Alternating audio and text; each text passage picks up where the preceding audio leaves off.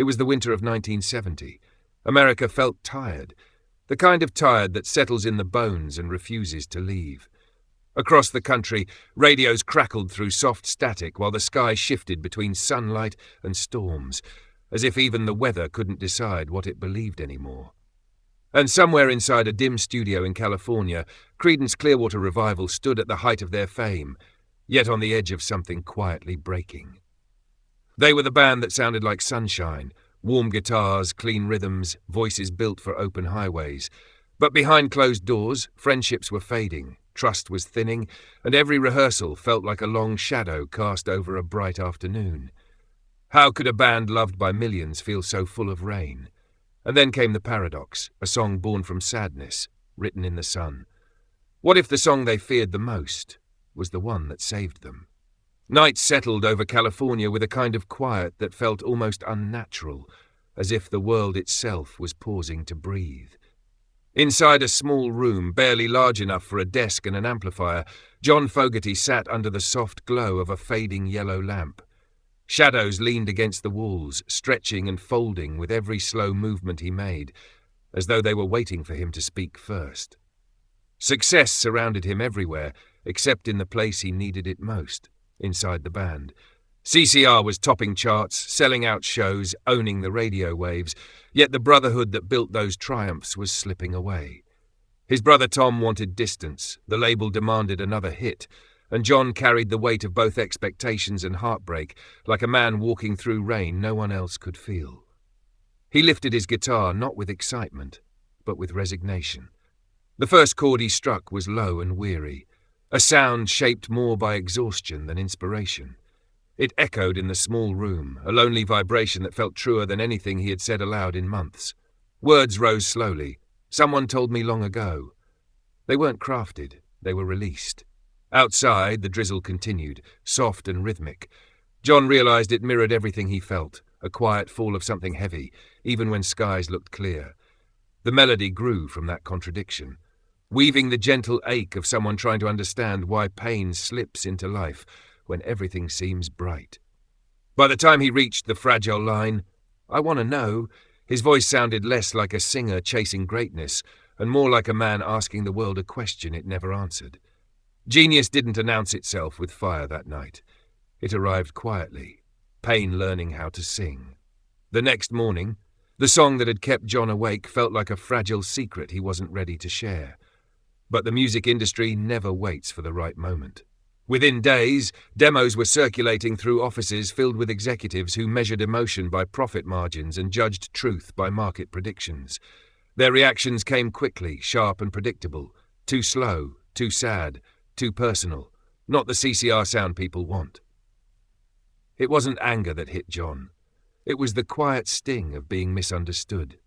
The label wanted another anthem of sunshine and swagger, but he couldn't fake sunlight anymore. Not when everything inside him felt like rain coming down on a bright day, and in rooms full of executives, he never felt more alone. Meanwhile, inside the band, unspoken tension tightened like an invisible rope. Everyone sensed that Have You Ever Seen the Rain wasn't just a song, it was a mirror. A reflection of friendships fraying, communication fading, and a truth none of them wanted to name out loud. Yet no one argued with him. They didn't need to. The silence was its own confession.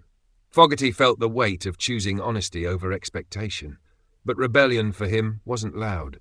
It wasn't a fist raised or a guitar smashed. It was refusing to shrink, refusing to pretend he was okay, refusing to bury the sadness that shaped the music he was born to make. He kept the song exactly as it was, slow, aching, unguarded, because anything else would be a lie. Real rebellion isn't noise, it's truth refusing to shrink. When the single finally left the studio and entered the world, no one expected what would happen next. It slipped quietly onto radio playlists, no flashy promotion, no dramatic announcement, just a gentle melody drifting through the static of late-night broadcasts. Then something unusual happened. On a small AM station in the Midwest, a DJ played it once, then paused, and played it again. Not because the label asked, not because charts demanded it, but because something in that voice made him stop what he was doing. Within minutes, the station's phone lines lit up. Play it again. What song was that? Who's singing this? And just like that, the song began moving across America like weather. Slow, steady, impossible to ignore. Truckers driving long, empty highways turned up the volume. Mothers washing dishes in quiet kitchens paused with their hands in the water. Veterans returning from Vietnam listened alone, feeling understood for the first time in years. The rain in the song wasn't just a metaphor anymore. It became a shared language. Cities responded too. Record stores sold out. DJs replayed it, sometimes 3 times an hour, just to meet the demand.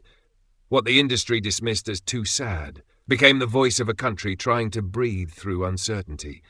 And somewhere in California, John Fogerty realized something he wouldn't forget. The world hadn't rejected the truth. It had just been waiting for someone brave enough to sing it. Truth always finds its way, even when the world refuses to listen. Decades passed, and the world changed in ways no one in 1970 could have imagined. New wars came and went.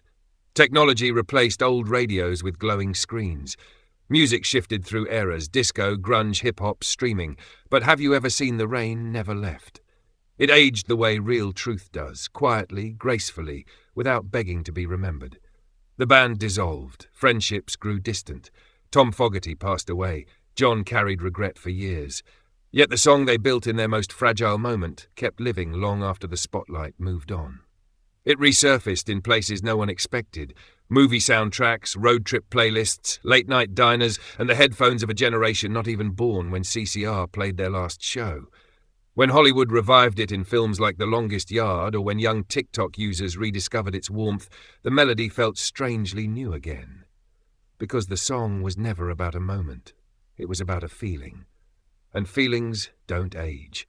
People still slow down when they hear it. A grandfather mowing the lawn pauses when the chorus hits. A woman driving home from work wipes a quiet tear she didn't expect. A soldier listens overseas and feels less alone. A young girl plays it on vinyl and tells her mother, "I don't know why, but this makes me sad and happy at the same time." Then now contrast. The world is louder now, faster now, but this song still slows people down.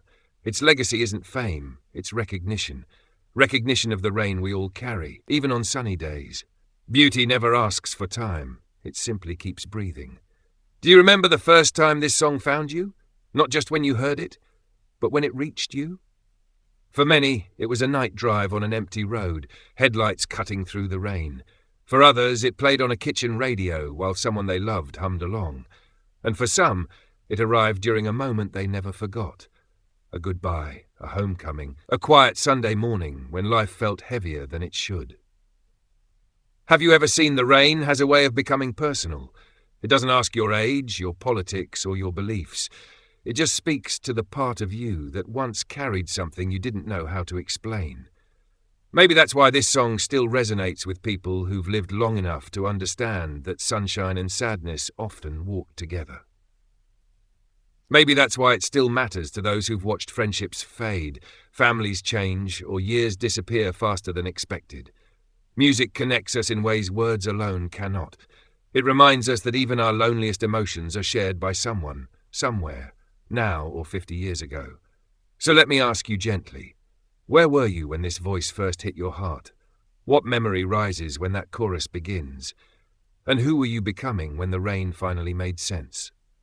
If stories like this remind you why music still matters, stay with us, share your memory below, and help keep these legends alive for the next generation. Because legends never fade, they just wait to be remembered.